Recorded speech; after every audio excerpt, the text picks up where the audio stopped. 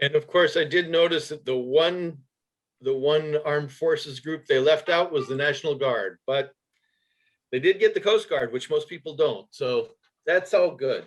And the Space Force? Space Force, yeah. I don't know that they have a song yet. It's up in the air. It's called Fly Me to the Moon. I thought it There we was go. David Bowie, I thought. I think David, it's yes. out of this world. Ground Yeah, control to Major Tom. yeah, Yes. that's it. Oh, we're going to hell, aren't we? So welcome to the March 18th. Wow. May 18th Zoom meeting. We do have a couple of guests. Kels Featherstone, hello, welcome. How are you? Say hi. Hello, I'm fine, thank you. Good, welcome, welcome. And we have a visiting Rotarian, Mr. Wade Nomura, who is also our program for the day. Welcome, Wade. Hello, everybody. Wow, man of many words. Try and keep it short. Yep, that's it. And hopefully we'll have a few more words during the program, right? So one of our traditions in Escondido Rotary is to sing a special song to our guests, but we have discovered over the last year that singing together does not translate well in Zoom. So we have this for you instead. One of our members created our welcome song.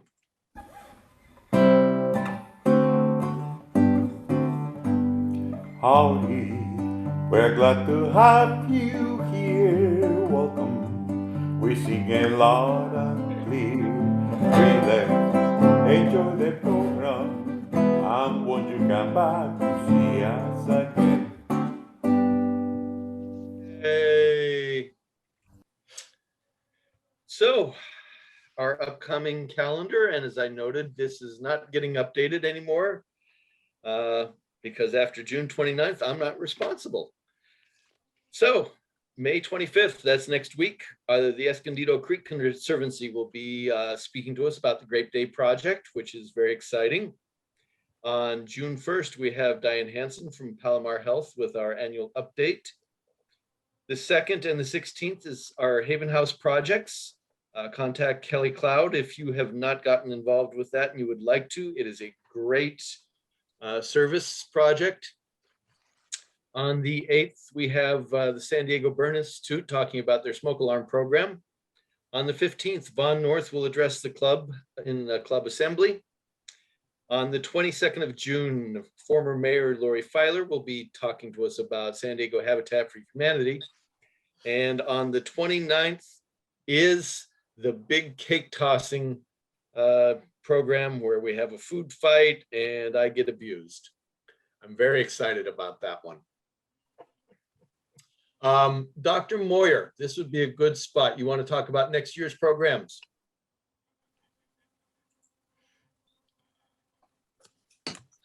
Thank you. There he is. I have the honor and privilege of serving as the program chair for the coming year. I've identified a number of erudite and well-versed fellow Rotarians to supplement the committee. My goal is to have entertaining, interesting programs and a lot of fun. So if putting the word out, if you have ideas for subjects for speakers you would like us to address, please let me know. Or if you know somebody who's just a knock your socks off or otherwise very interesting speaker, let me know and how to get in contact with them. So thank you. We look forward to a good Rotary year ahead. I am too. It'll be, oops, here we go. Someone just entered the waiting room. And if you don't know how to contact Dr. Moyer, there's this little book and we'll be getting another one soon too, but it's really nice. It's alphabetized. And so you can just look up MOIR. There we are. See, and there's this handsome picture. And am I doing it right? There we go. And that has his email and his phone number, and you can contact him with your ideas on programs. Thank you, Dr. Moyer, for picking that up. Thank you, Andy. Member moments. Do we have any member moments this week? All right, hearing none, then we'll move on to Christine Montan. Let's see what our Rotarians have been up to this past week. I didn't see, is Kurt here today? I've seen yet. I have not seen him. This is Kurt and his wife, Tiana, and they're evidently walking for a cause, all things Kabuki. So they were busy this weekend doing good work in the community. And I believe their youngest son has ECH, which is what they were promoting. So I'll leave that be. Yeah. And here we have AJ. He has been awarded the title of Awareness Ambassador for Williams Syndrome, having it. And so, yeah, he's entertaining the neighborhood, drumming in front of the house. We all know him as a great drummer and accompanist to his dad, Ozzy. So congratulations to AJ for this. And I know he'll do a wonderful job. And Lila Vanderlyke is with her son, Ethan. And evidently he just joined a new firm that does home mortgage loans, and handsome man. Justin Gray and Alexandra Keegan. Does she go by Alexandra Keegan Gray, I wonder? We never talked about any name change. And our president, Andrew, at Tellicote Canyon, raising money for our Escondido Rotary Foundation through the hikeathon. Do we have one more, or are we finished? I think there's one more. Yeah, and don't forget Nick, who was behind us with the whip. Oh, sure. my goodness. Hi, Nick. I didn't even know that was you. And here is our past president, Keith, and his wife, Charita, and they were at a wedding in Carlsbad on Saturday. And evidently, yeah, they had a photo booth. So that's pretty fun. And yeah, Dora's in there too. Life gives you lemons, bring Dora. All right. Alex, Justin, do you want to address the name change issue at all, or do we just keep guessing? No, it's Justin Gray and Alexandra Keegan, as is. Okay. Good to know. Smart Yep. woman. She doesn't want her credit to take a hit, I guess. Nope. But wait a minute, I can vouch for the fact that they are married. And Yes. how would you know that, Nick? I was there. Oh, You remember that? Yeah, never mind. We won't go into that. I will be more specific. I was at the wedding. Okay, much better. Thank you. Thank you. One note on the hikeathon. Alex has adjusted our fundraising goal to $10,000. We are at about 7,000. I know we're sending out a lot of notes, emails, and letters to you about fundraising for Yvonne's year, but $3,000 pledge, if a couple people, 6 or 7 people got together and pledged a couple $100, we could hit that $10,000 goal. And all that money goes into the foundation to help with our community service grants. So it's a great cause. Yes, we're still fundraising as if core, if you can donate your normal core donation. But if you can't quite do that, maybe a donation to the hikeathon would help too. Thank you. Oh, look at this. Christine, I forgot there was one more. I forgot all about it. Yeah, I thought Bill could speak to this because I don't get it. Invest for the long term, friends. Are we hoping the Dow gets to 35,000 or I don't know. What is this picture, Bill? No, it broke it intraday. So as soon as I showed one of the hats, it went right back down again. Oh. Bill, what was the number on the hat that you first started that with? I think 20,000 maybe.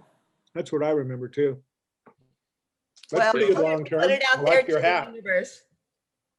From our Bill's friends hats drive at the market up. Embroider Me Escondido. Yay, Oh, hats. nice. All right, and the good news is we get to keep Christine on the stage here for her fun song. Oh my gosh. Yes, for Wade and for our other guest, we do a little fun song to welcome our speakers and get them in the mood to give us a wonderful program. So pretend there's an orchestra and we'll go with that. Getting to know him, getting to know Wade Nomura, international speaker, hearing what he has to say. Getting to know him, mayor of Carpinteria, champion athlete, success in business too, past district governor, exceptional Rotarian, humanitarian, now a published author too. Shouldn't we know about equity and social justice? to understand what's wrong and what's new, things we might learn how to do from Wade today. Yay, thank you so much. You're welcome. Uh, I also have the privilege of introducing him, so I'll go right into that. Go. I have the privilege and the pleasure to introduce my friend, Rotarian and past district governor, Wade Nomura. Wade draws on his experience as a global humanitarian, community leader, the mayor of Carpinteria, a successful businessman, and a BMX national champion to educate and inspire audiences around the world. Within Rotary, he's worked on 200 charitable projects and been on 50 international project missions. He currently serves as the technical coordinator of water, sanitation, and hygiene projects worldwide for Rotary. In the last 10 years, he's presented to over 200,000 people in 15 countries, illuminating how to maximize success, create impactful projects, enhance team performance, and has been a speaker on civil rights at the last 2 Rotary International Peace Conferences. Wade is the recipient of Rotary International's highest individual award, the Service Above Self Award, and the Rotary Foundation's Citation for Meritorious Service, and their highest individual award, the Distinguished Service Award. Wade talks about these experiences and more in his new book, Creating Destiny. Please welcome Wade Nomura to Escondido Rotary. Great. Thank you, everybody. Thanks for having me, Christina. That is literally the first time I've ever had a song to me. So thank you very much. Oh, yay. Never happened before. Great. I'm here today to talk a little bit about social equity and social justice, starting with a little bit of history and background on myself. I was, as you know, I'm Japanese American, and my parents and grandparents were actually interned during the war, World War II time. So, and they were actually living in Southern California. My mother was in San Luis Obispo. My father was living in the Imperial Valley, where he was a melon grower. The war did change quite a bit of, I would say, the Japanese culture and things that happened during that time. Escondido, San Diego area, there were quite a few Japanese at that time, and most of them did fortunately come back. And so this is based on national averages that I'm going to be talking about. First of all, for myself, I was brought up in a Japanese family when I was younger. My parents and my grandparents actually lived with us, so I spoke only Japanese in the house. When I started school in Southern California, Santa Barbara area, actually, started in kindergarten and couldn't figure out why I was always placed in the back of the room, and very few people actually interacted with me. I was one, there were 26 students. I was the only minority in that class. So it was understandable. And I also found out that people that were in my class, I couldn't communicate with, and I couldn't figure out why they wouldn't understand me until my teacher pointed out the fact that I was speaking Japanese and not English. I would mix up the 2 languages. So I had to quit speaking Japanese from a young age in kindergarten. As I went through school, I found that it was a challenging time for me. Being a minority in an all-white school created some challenges in itself. First of all, I love to play sports, and I go out after school every day and play sports with all my friends. Now, I couldn't figure out why during school time and even after school, I was always the last picked. I always thought it had to do something with my ethnicity.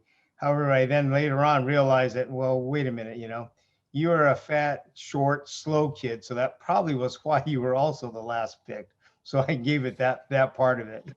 After school, we would go out and play with the friends, and every day they would take off to one of their friends' houses, and I would ask if I can go. So I asked one day, could I go with you guys over to, your friend's house and maybe have a little snack and a little bit of a drink to refresh myself there? And they said, sorry, Wade, you can't come with us. We already talked about this before with our family. Our parents don't allow Japanese in the house, so you're going to have to either stay outside or not come. So I chose not to go. That would be the easiest, safest way. So that's when I started realizing that, this being different was a little bit more than I had anticipated.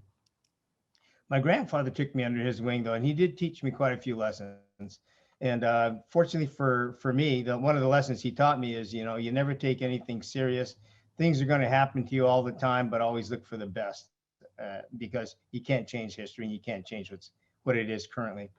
So when I went to junior high school, this is an interesting time, between sixth grade and seventh grade, those 3 months, summertime, I actually grew 6 inches and over those 3 months.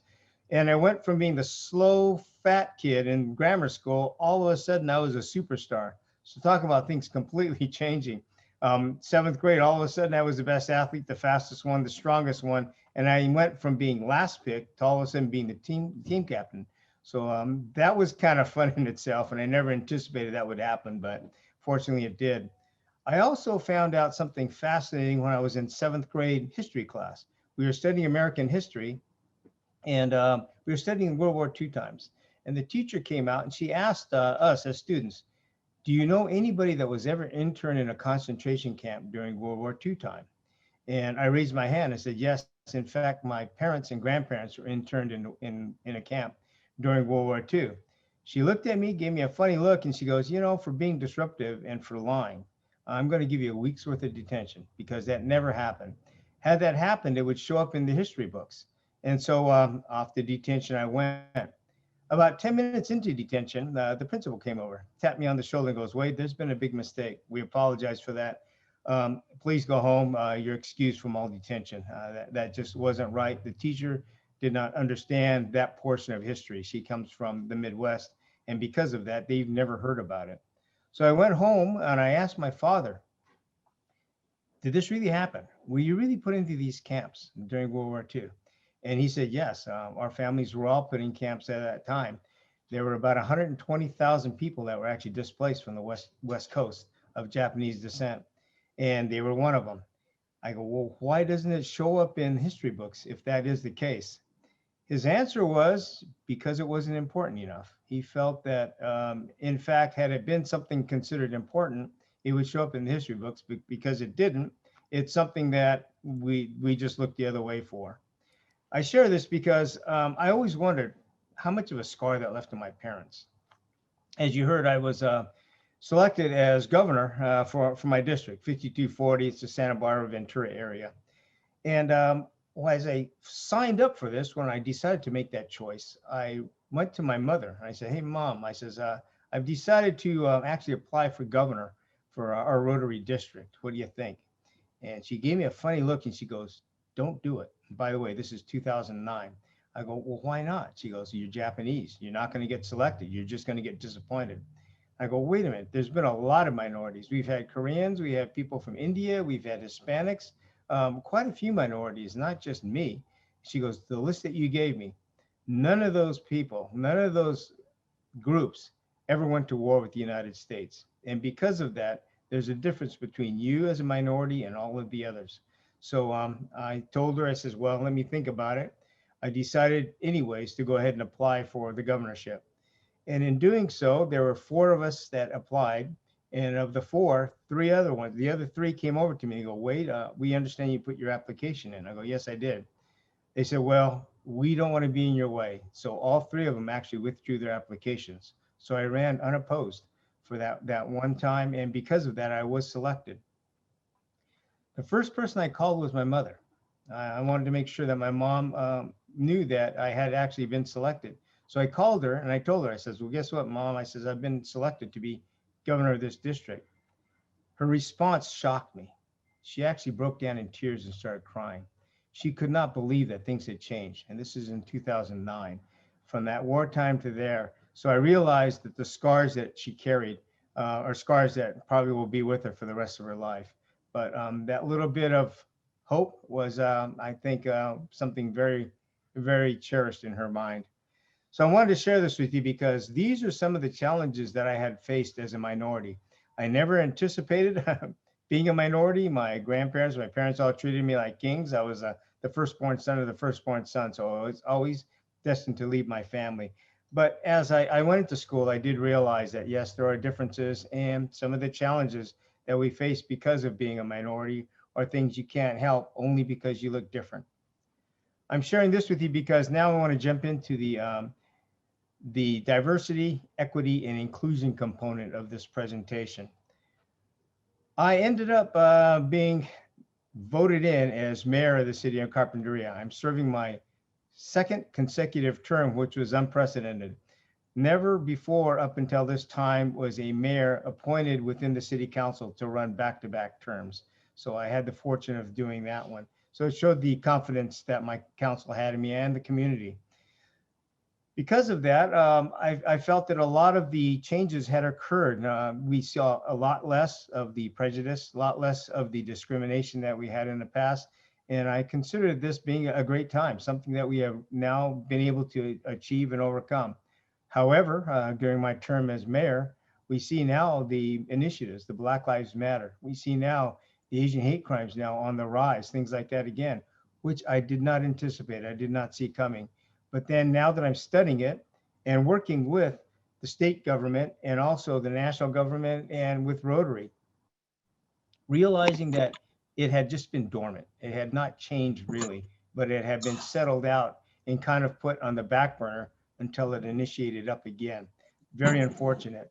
So what are we talking about when we talk about diversity, equity, and inclusion?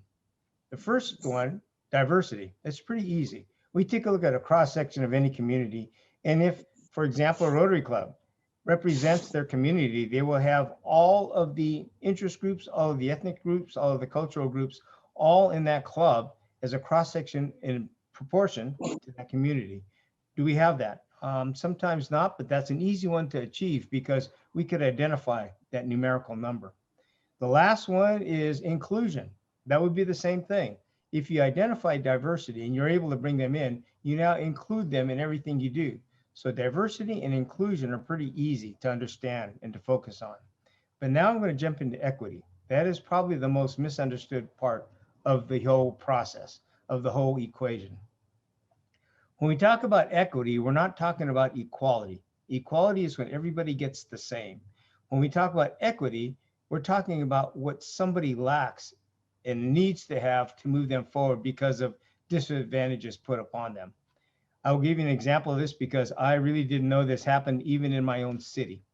But we took a look at the students as they're going through school. Students in Carpinteria School District, we found that there was a mix. Some of them were high achievers, other ones were only so-so. But when we look at the so-so students, most of them were of Hispanic or origin. They're Hispanics. And so we looked at that to see what the cause was and why there was a variance or variation of that one. We found that most of the Hispanics came from households where they spoke mostly Spanish, and they were here as workers, labor force, basically is what they were. When they go to school, we found out that they are already behind schedule because those that were not in this ethnic group actually had already excelled to a certain point. And so what happened was they created the education based on the average person coming in, not those that had started with English as a second language, something like that. So now you have a discrepancy. As they go through school, all of the curriculum remained the same, but the people that didn't speak English, first of all, were always set behind. They literally never caught up. When they graduated, we found out that most of them, believe it or not, were literally nearly 50% behind the educational curve as the rest of the students that had gone through. And we found this out only because we took a look to see what was happening. When we talk about equity, we're not talking about the same education. We're talking about same opportunities. So what happened then in this case, we actually set up separate schools for them because they needed to catch up during the school year, but after school or even during summertime, we found out that the average student continues that learning process through the 3 months of summertime. Whereas those that didn't have that actually regressed back. They actually dropped back in their knowledge of curriculum. So they had to then catch up. And as they were catching up, they now were falling behind because those had already exceeded the expectations at an average level. That's equity. That's what we have to take a look at. In simple terms, and I saw one of the best cartoons ever of this one.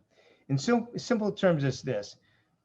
If it's equal, and this is an example, and it was a cartoon I saw, 3 people were given the opportunity to walk in to watch a ball game. So all three of them walked in. One was an adult, one was a child, and one was in a wheelchair. When they got inside to see the game, there was a 4-foot fence. Now, guess what? The average height person was able to see over and watch the whole game. The one in the wheelchair and the child couldn't see anything because they couldn't see over the fence. Equality means that they all had the same opportunity. Equity now meant that those in the wheelchair and that person that was shorter, the child, actually had to stand up in a higher box, something on top of it where they could see over the 4 feet. Now that's equity. Everybody gets the same results. They all see the same. So please don't mix up equality with equity. That's the hardest part of the equation. If you look at Rotary and how they're doing it, it's exactly the same way. We have good program for diversity. We have a good program for inclusion, but equity is kind of, if you look at it, left out of the equation. But that is the most important one. So how to resolve that? What changes do we make? I would say the easiest part of doing it, and again, maybe not the easiest part, but it's the way you would do it, is actually take a look at a minority. Take a look at somebody that's having a hard time and understand, walk in their shoes, understand the hardships that they're facing and why that would be. Because you'll find it pretty fascinating that, in fact, they were not given the same opportunities we were given. That's what we have to identify. That's what we have to look at. And that's what we're working at the state and national level, to see where everybody could get the same advantages starting early in life, even maybe before school. I told you about my experience in school. Believe it or not, education is probably going to be the key component on how we address this, because I did not, as a minority, face prejudice until I started school. And it was in school that actually, because of me being the only minority, I was singled out. How do you get singled out? Because other people join a person that sees the difference in a minority. And in doing so, that creates an animosity or the feeling of being different. So that's where we have to start, at a very basic level in the education of that one. The other part that you have to take a look at, and I don't mean to make this sound like it's only about the minority, each and every one of us at one time in our life have faced prejudice. It may have been because you were not the tallest person, not the most athletic, not the one that was excelling, or not the one doing something different. Maybe it's in sports or whatever. But each and every one of us at one time in our life faced prejudice at least one time. But it wasn't because of the way you looked, but it was because of a performance thing or something else that you had, a physical trait. Think about that time. Now, how would you change that? And I will tell you this also. Never has there ever been, nor will there ever be, a person that is, quote, colorblind, that sees everybody as equal. We all have to learn that trait. We have to learn and understand what that means for us to see and act and treat everybody equitably and equally. That's a hard one. That is one of the hardest ones. The hardest one, however, the hardest way that we are going to change this is if we are willing to take a stand to make that change. And it's one thing that we talk about. It's another thing that we plan. But the hardest part of this plan moving forward is that we literally have to take the initiative. And that is one of the hardest things we face, literally. Now think about this. When you look at some of the Asian hate crimes, because I've seen a lot of these, or any of the other ethnic hate crimes that were done, we had a lot of people standing by watching, yet nobody took action. Nobody stepped in on the behalf of somebody that was being repressed, that was being suppressed, that was being victimized. Would we be willing to do that? Would we be willing to take ourselves out of our comfort zone, literally walk in there and say, this is wrong, and take action to make it right? I don't think so. There's very few of us that are willing to do that. We have to be able to understand and realize that each individual, every person is a little bit different, but every person also is special. We have to look at and understand what makes each person special, not different, but special, and what they have done in their lifetime continue to contribute to the way of life that we have to this day. So we have to look at those cultures, those ethnicities, those backgrounds, and see, in fact, what contributions each of these people have made. When we do that, we will have a better understanding of how people are people, how a person is a person. And that is the hardest part, but that is one of the areas where we have to get better at. I wanted to leave a lot of time, or as much time as possible, for questions and answer.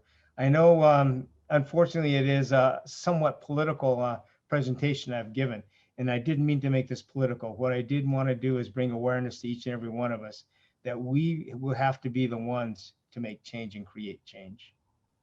With that, thank you. Open it up for questions.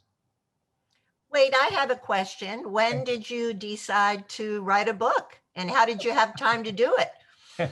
That is a very good question. The book is called Creating Destiny, and I talk about my destiny and how I ended up where I am today, never anticipating that where I am today was something I wanted to be. The book originally started as a autobiography that I was going to hand off to my kids. I wanted them and their grandchildren and grandchildren of them to have a glimpse of what somebody in their family was like way back in early days, generations before.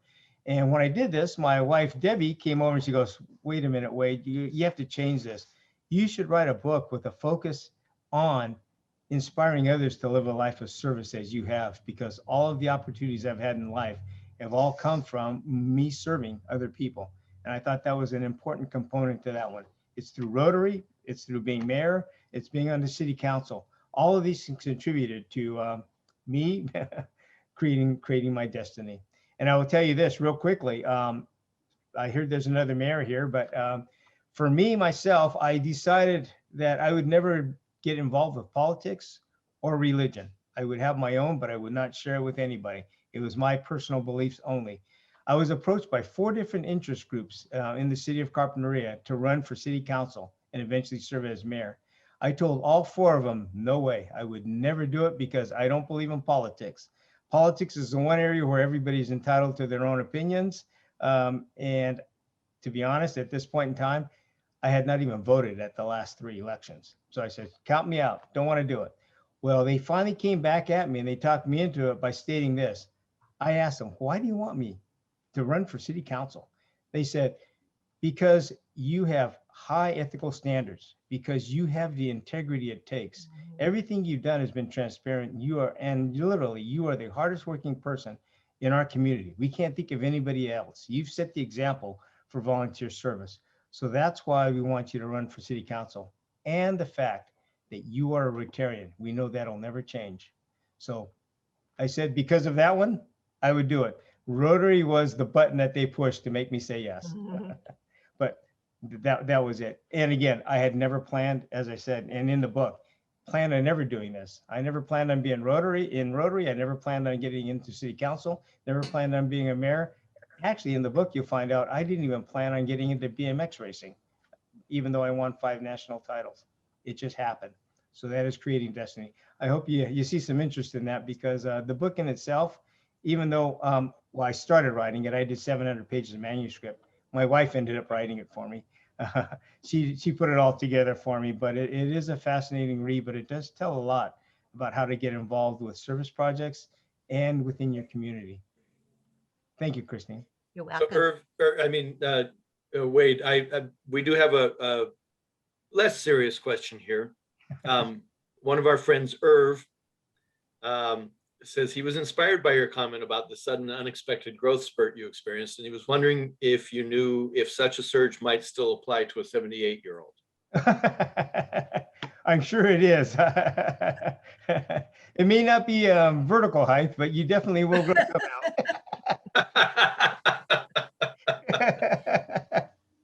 So my question, and I'll open up to other people too, but it sounds to me like spontaneity is one of your biggest strengths. Things you didn't plan to do that you're doing, and you're spontaneously going out there and then making them happen.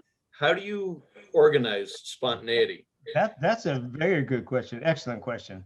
I told you about my grandfather. He was the one that actually mentored me. He's the one that shared and gave me a lot of life lessons. The one lesson he gave me that I remember, well, he gave me a few of them, but the one that got me, I believe, to where I am today was, he told me, he goes, in life, you're always going to do something you're not proud of, something that you should never have done. You will have things done to you that you wish never happened to you. He goes, you have 2 ways to handle it. One way, and the most common way, is to sit there and dwell on it. Think to yourself, well, you know, I could have done something different. I could have done something and I should have never done that.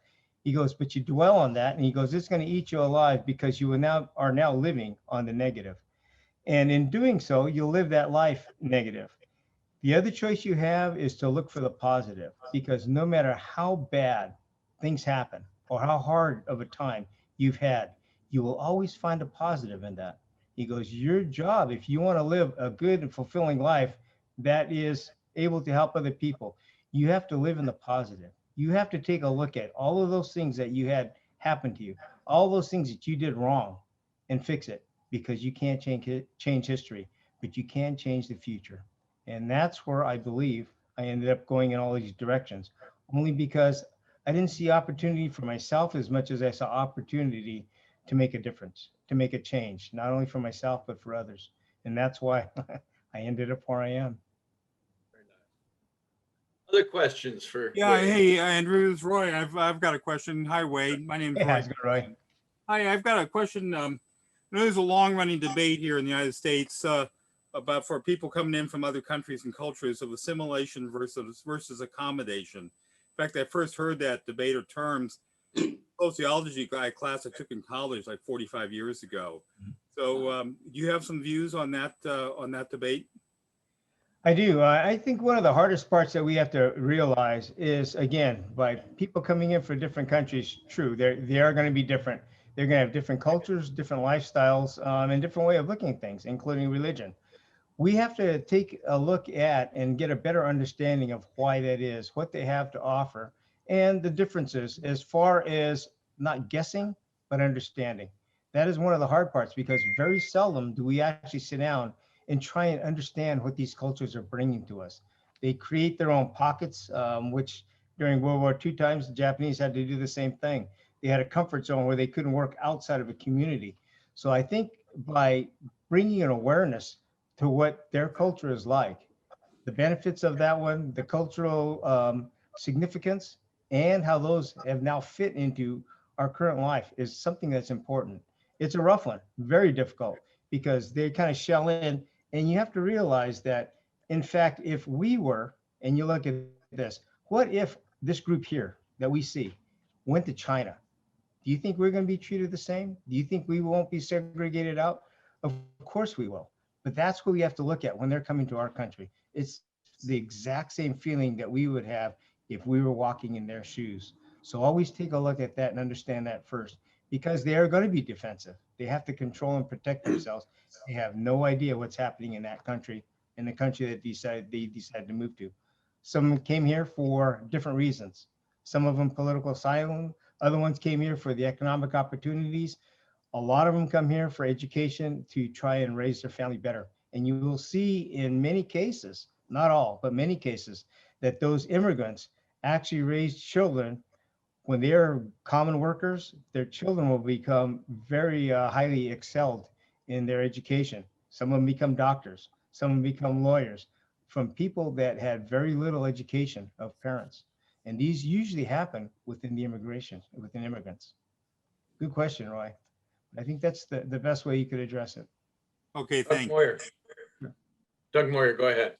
Yeah, Anderson, some of the specific actions that your Rotary Club took or undertook to build equity? We are looking at another thing. It's the Rotary Club itself tries to be as inclusive as possible. We do look at diversity. We do look at inclusion to make sure that we have that part. The equity part, what I found, happens at the government level. It could be the municipal government, it could be the state government, it could be the federal government. That is where we're going to see a lot of the change. When I say that, I will give you one example. This happens in the Midwest, but it does happen somewhat here. There's called a red line in a community. And this red line literally is a neighborhood that is redlined around because inside of this is a group, a culture that they consider less prosperous. I would put it you lightly. And in doing so, what happens then, the housing market goes down, the costs go down, there's no improvement that you see because of the fact of that one. And also what the red line indicates is those are the red lines marked out by the insurance companies that will not insure those houses. So that is one of the changes. We have to change that in government. Another one I want you to think about, this is kind of a fascinating one, and I'm working with this one right now at a couple of different levels. We have programs in California and a lot of other places, a lot of other states, where we try to develop low income or affordable housing. And in doing so, we're able to then house those people that are not making the average means, so they could afford to live in a house. Now, what happens with that? They buy in, they move into these houses, but then when they leave, they are only limited their amount of appreciation. They still have to hold that appreciation down. So did we really help them? We may have given an edge, but we didn't give them the quality, the ability for them to make the same equity as somebody else did. If you look at it the other way, what if instead of making affordable housing a program in itself, we actually have a program set up through corporations to where the corporation that would potentially maybe hire these people, make the down payment. Now they're able to then have the same equity. So it would be corporation based or economic based that would then change this up rather than governments trying to limit the amount of appreciation of a given house. I think that's going to be more equitable. And if we look at it now after COVID times, there's a lot of people that can work from the house.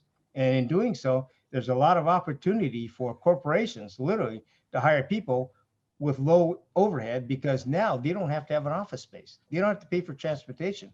They could contract out work. And in doing so, guess what? They could afford to help these people live in the area because if they're going to want to use them, they'll want to house them there at that one same spot and they'll assist them with this. Now, what happens if it's a whole community? What happens if it's a whole tract where these companies now buy in and make this a working area? Just something to think about. And nobody's even come up with that idea yet. But I think that may be one of the true solutions of trying to find equitable housing. Thank Anyone you. have, yes, any questions from anyone else? All right, I do have one more question for you, Wade. Sure. So I went to school late and got a degree that didn't have anything to do with a career. It was in anthropology. Okay. And one of my professors came up with this phrase, this was in the mid 90s, the MCPC paradox, which is multicultural, politically correct paradox. And I'm curious what your take on how to navigate this is. So the concept is that we're being encouraged to celebrate multiculturalism. You know, look at me, I'm Irish, you know, and this is something I'm proud of and I go out there and I promote and everything. But then political correctness says we can't acknowledge people's, and I'm painting very broad strokes here, obviously, but political correctness says, no, we can't acknowledge that you're of this ethnicity or you have this other multicultural aspect to yourself. So it does become a paradox. It becomes a challenge to navigate, especially when, you know, for Rotary, when we're going into communities and trying to, you know, serve our communities, and we need to understand that the cultures and we need to understand that multiculturalism, and yet we can't really acknowledge it. Or, I mean, we can, but it can be called out. So I'm curious, from your perspective, how do you navigate this paradox? I go the non-political way. I like to see diversity. I like to see change. I like to understand and know what different cultures are doing. To me, that's fascinating. As a Rotarian working internationally, it's something that's essential. I can go into some countries and have no idea what their cultures are, but by having an appreciation of it or being aware, it's an easier way to handle things like that. I think it's important that we take a look at that and realize that one way we should do it is actually include this in school, in curriculum, where we show how each different culture comes in, each different ethnicity, each different socioeconomic group, and anything else that's unique to them should be included in education. I think that's the important part of it. Then we don't have to deal with, you know, kind of bouncing around on what's political, what's apolitical, what is sensitive, what's not sensitive. If we understand everybody's individualism, we understand things quite well. I talked about the Japanese internment not being in history books. That's one of the tragedies. It should be in there, and that should be included in there. Now, how about this? How about the African American and the way they come in? How much do we see in history books about them? Literally very little. We don't understand the concept. We don't understand that. The same thing as people come in from the Middle East, as we have the immigrants coming in from Asia, from South America. We always group them together, which is a mistake. We should understand their cultures. We should understand where they're coming from, because each and every culture is fascinating in itself. True, they're not the same as ours, but that doesn't mean it's wrong. That just means that it's more for us to grasp that understanding of. I think once we get to that point to where we're comfortable understanding and appreciating everybody else's culture, it'll make it a lot better for each and every one of us. Because as I said, nobody has ever been born colorblind. Everybody always sees things different. But now if you see somebody else for a trait that's fascinating, that you appreciate, chances are you'll be magnetized. You'll go right to that person and start talking to them. That's the important part. If you don't have that, it's a hard one to try and talk between, because now, quote, you've got the political sensitivity. Am I going to stick my foot in my mouth when I really didn't mean to do that?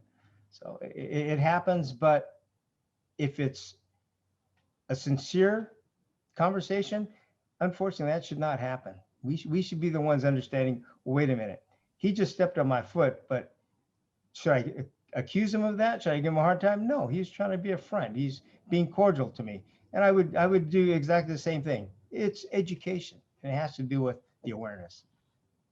And I would agree with that completely. And a lot of it is self-education too. Correct. You know, you mentioned Middle Eastern immigrants, and I remember after 2001, I mean, I'm very aware of different religions and how Sikhs were being treated as if they were Muslim, with absolutely no awareness of that reality. And just self-educating helps a lot. It does. Questions? Any other questions for Wade? All right, excellent. Very, very, very impressive program. Thank you, Wade. I appreciate you taking your time. Oh, Charito, yes. If someone steps on Charito's toe, she will smack them with a frying pan, which explains that certainly explains why Keith's colorblindness has actually been cured, I think. But anyhow, thank you. I hope we will get to see you again. I hope you're successful with everything you're doing. I mean, obviously you are successful, and very impressive resume. And I just appreciate your time today. Thank you very, very much. Thank you. Thanks for having me. Thank you. And so we will close the formal meeting, and I'll leave this open if people have some questions, but we'll close out the meeting with today's shower thought. Every horizontal line is a vertical, and every vertical line is horizontal. All you need is a different viewpoint.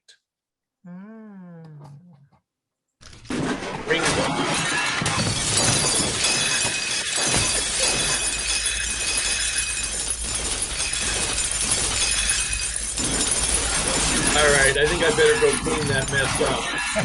I think. All right, hang out, chat, ask questions. Feel free. Wade, I know you have another meeting at 1 o'clock, so it'll be a quick question. I didn't know Pets Alliance went international. When did that happen? There were two different pets that were outside of the U.S., one in England and another one in Australia. What we did this year, because we are going virtual, this year on the chair, I went ahead and invited every pets that we had to see who wanted to come.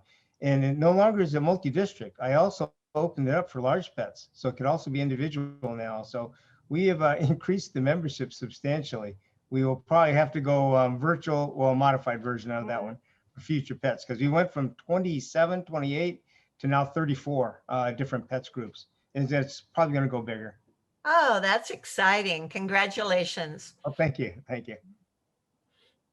Wade, I think it's amazing how you're continuing to change the landscape in which we live. Thank you very much. I appreciate that, Richard. It's actually been a pleasure and a joy. In my book, by the way, if you're interested in the book, it's wadenomura.com. I don't mean to sell it to you, but if some of you may be interested in it, Again, it's my name, wadenomura.com. You can go there and take a look at the book. But the changes I talk about in my community are based on part of the chapter in the book talks about my paradise. And in doing so, I consider where I live is my paradise, just as you do the same. But in having and living in paradise, you have to be able to or willing to invest time, energy, and resources to keep it that way. And in keeping it, quote, your paradise, you make it better for everybody.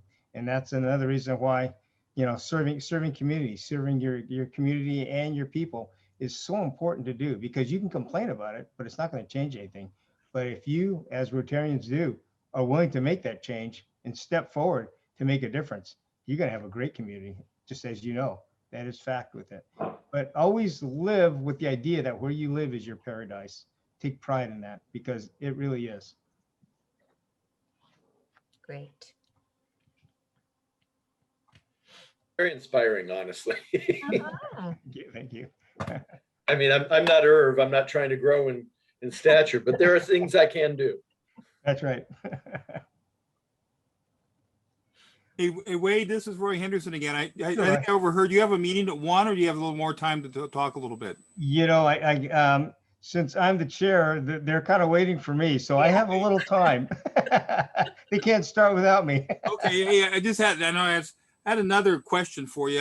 In the mid-70s, I worked at Sony Corporation, a TV assembly plant here in San Diego, and they had a lot of Japanese technical guys that rotate through kind of 2 or 3 years stay and then go back. But there was one guy in particular that impressed me so much. His name was Bob Murakami. He was Japanese, but he loved America. He learned fluent English. He married an American woman. He arranged it so he could stay here permanently. Wow. And he told me one thing one day. He said, I love America so much because Americans value the truth so much. And back in Japanese, they put the first priority on harmony. And they subordinate the truth to harmony. And when he came to America and saw that the truth was first and foremost, he loved it and captured it. So yourself, growing up in a Japanese speaking family, did you recognize that about America? There was a difference because I'm third generation. My grandparents came here in the 1800s and early 1900s. So the culture was already mixed in. I was born American, basically. That was it. Okay. Watched American TV, did everything pretty much American, except for speaking to my grandparents in Japanese. So what was unique about that, and it's another good question, just flashed back to me. I always prided myself in my Japanese heritage. I love that. And it's my culture, my ethnicity, everything about me is because I'm Japanese. I was brought up with the idea that, of Japanese traditions. However, when I went back to Japan for a Rotary project, I realized that even though difference was I looked like everybody else, unlike in the United States. When I went to Japan, I looked like everybody else. It still wasn't home to me. It was foreign because I'm an American. So I realized that I fortunately got the best of both worlds because of that. Okay, well, thanks again. Yeah, sure. Thank you.